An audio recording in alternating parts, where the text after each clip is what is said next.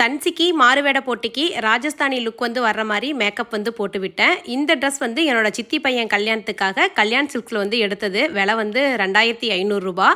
அவளுக்கு மேக்கப் போட்டு விட்டுட்டு பாப்பா ரெண்டையும் போய் ஸ்கூலில் விட்டுட்டு வந்துட்டு அப்படியே ஈரோடு கிளம்பிட்டோம். சித்தி பையன் கல்யாணத்துக்காக செகண்ட் டே ஷாப்பிங் வந்து போயிட்டோம். ஈரோட்டில் ஒரு கடை விடலை, ஒரு 4-5 கடைக்கு ஏறி இறங்கி என்னென்ன தேவையோ அது எல்லாமே சூஸ் பண்ணி வாங்கிட்டு இருந்தோம்.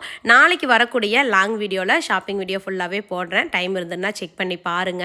மணி ஒரு 3 மணி போலயே ஆயிடுச்சு ஷாப்பிங் எல்லாமே முடிக்கிறதுக்கு.